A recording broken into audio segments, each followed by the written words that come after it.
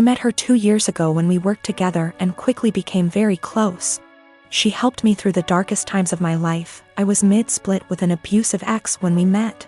And I helped her through some really tough and unimaginable things. There were lots of rumors at the time we were seeing each other and everyone assumed we were an item. But for the past 2 years our relationship has been purely platonic. She was my best friend, and up until a few weeks back I don't think we'd even ever hugged. Fast forward to a week ago, she came over for dinner and wine. This is very common and normal. We had more than usual and she was over the limit so couldn't drive, so she stayed the night. We slept in the same bed but apart and no physical contact again. It was completely normal and just as expected. We somehow didn't get up and ended up staying in bed until 10 p.m. the next day just talking. Sometime during that evening she got upset about something going on in her life. I rubbed her back while telling her everything will be okay, and then we just cuddled. Probably the first bit of real physical contact between us, but nothing was sexual. Didn't feel weird and she went home and it was all okay. This last weekend we had a hiking holiday planned, where we'd be sleeping in her van. She has a converted Transit. It's one bed but we thought we'd be fine.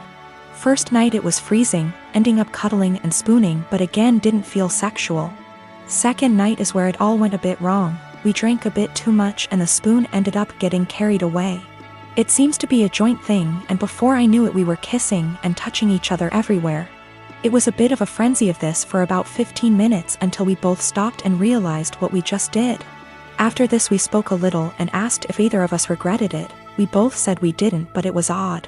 She got upset and I told her it was okay, it didn't change anything and we could just draw a line under it.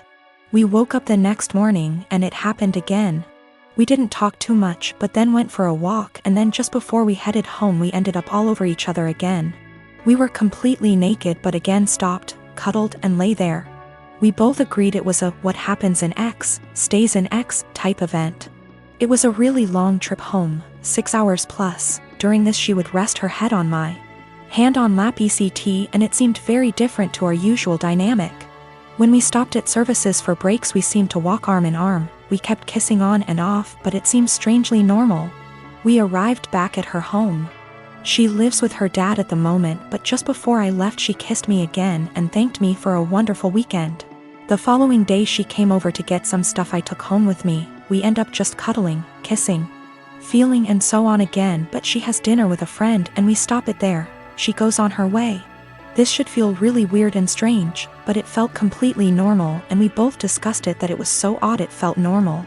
Yesterday she turned up unannounced at my place, which is not a normal thing, with coffee and donuts. We end up talking, cuddling, kissing again and then we end up talking about what this is, the big problem.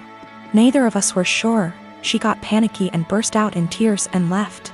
She said she was really scared and her words were, "I think I will end up pushing you away and hurting you and I don't want to do that to you."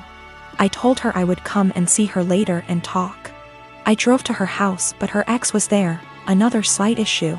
They broke up 6 years ago, stayed close friends. He is a lovely bloke but in his head he is certain they will get married and have children. She's had the conversation with him but he seems to shut it off. If he found out she was seeing anyone he would get extremely angry. But there's so much family history intertwined between the both it's really complicated. For that reason she has avoided seeing anyone in the past 6 years. The reason he turned up is she hadn't responded to him since the night we kissed.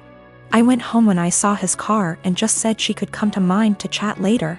She turned up, sad and very emotional. She explained she ran off because she is terrified of losing our friendship. I said let's just cut the romance out. Draw a line under it and be friends again, but she seemed to not speak much when I said this. I asked if her ex was the issue. She said it was nothing to do with us but a whole other issue. But that was not impacting what was going on between us. We sat quietly, hugged and I tried to reassure it would be okay, and I wasn't going to start hating her for whatever reason. And I am completely fine with just being platonic friends again. We both agree and say whatever happens we stay friends and nobody gets hurt but we will pull back from the more physical side. I woke up this morning really panicky. I have no idea where we are, where we stand and absolutely terrified of losing our friendship. I don't know what to do or say. I felt sick to my stomach and can't eat at the thought of this.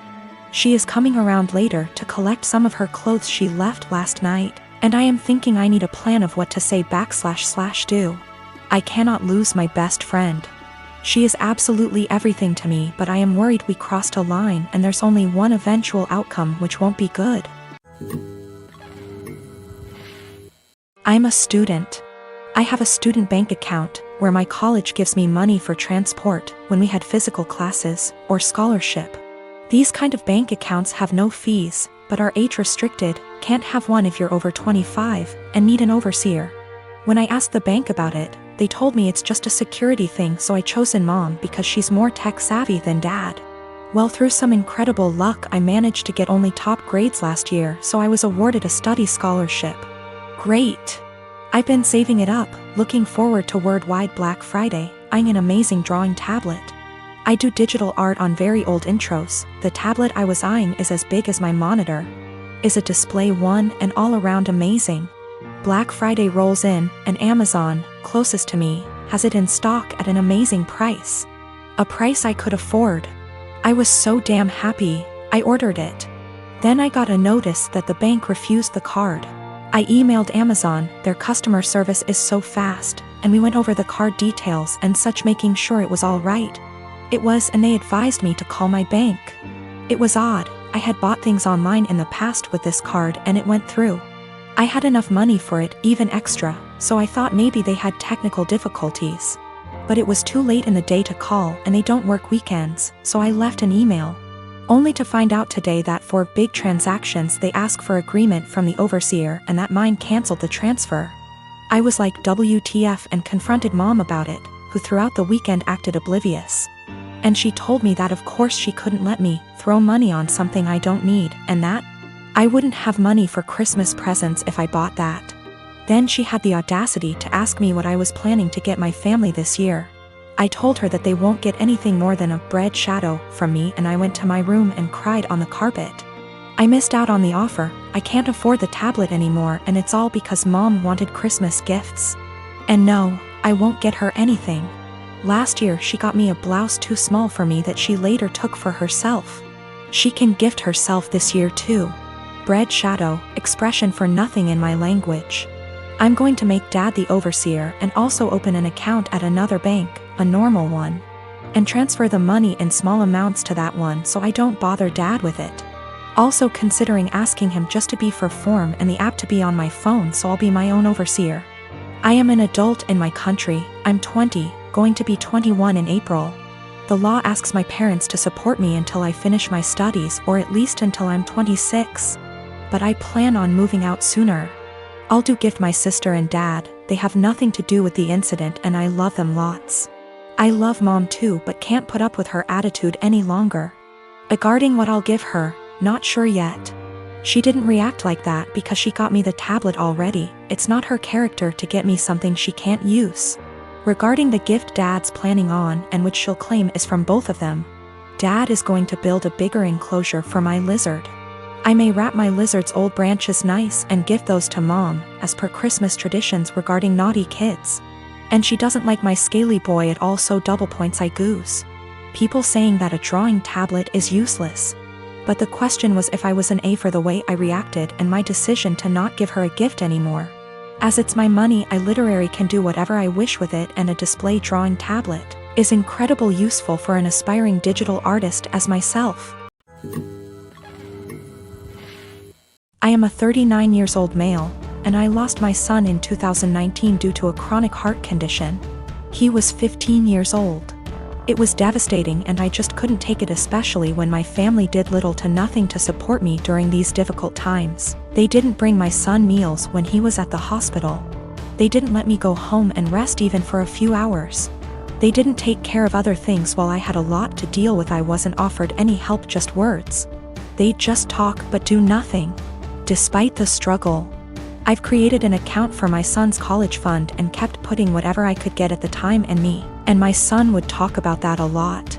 He was depressed but always believed that he was going to get better and continue his education and attend college. I started saving money to keep him motivated and to make him feel like he could be like any other kid with hopes for a good future. He had a very close friend that's about the same age as him. They were friends for 5 years, and I can't express how his presence in my son's life helped him through the worst days. Sometimes his friend would spend the night with us and try to get my son to do activities and lighten up his mood all the time. To be frank, his friend was closer to him than his own family. He never stopped visiting and asking how I'm doing after my son's death. He'd show me handmade projects he made for my son and as a way to remember him, and we'd sometimes just sit and talk together or cry together. Last week, while I was with my family, my sister asked me what I was going to do with my son's college money. I didn't want to mention this, but since she asked, I told her that I will be giving the money to my son's friend. She barely even recognized his friend and was confused and said that my nephew deserves this money since he's family. My mom agreed that I wasn't thinking straight and that I should help the people close to me, family, and that my nephew has a right to go to college, and I was wrong for giving this opportunity away to someone else. I didn't know what to say. They kept pointing out that I was making a mistake and how my nephew will resent me if he finds out. Thing is, my nephew wasn't close to my son. I don't even know why he'd be bothered. My sister went on about not being able to afford my nephew's college. I told her this was my decision, and I felt more comfortable that way. She started lashing out, constantly texting me, constantly wanting to talk to me, and ending up arguing. When I snapped, she had my mom calling me, basically guilt-tripping me and telling me I'm wrong and that I needed to think about this. It's just too much pressure and I'm feeling lost and unable to figure out how to deal with this. My husband, Jonah, passed away unexpectedly a month ago from a stroke. I don't want to get specific about that part. It's the worst pain I've ever felt in my entire life. And I'm still not sure how I'm ever going to move on. We were married for 5 years, together for 7. The past 2 years we've been trying for a baby, but we're just getting to the point of considering IVF when he died. Jonah had a close friend in high school named Marjorie. Marjorie also ended up going to the same university as he did, and they spent a lot of time together during those college years.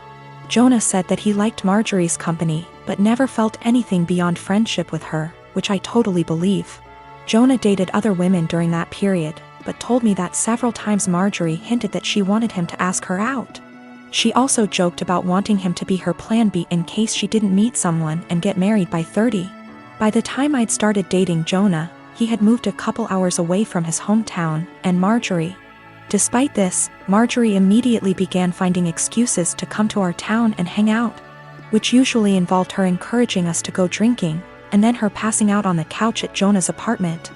I didn't mind her for the most part, but she had a habit of saying things like, "You know you ruined our marriage pact," and pointing out all the things that she knew about him, like what he took in his coffee, his favorite bands, etc.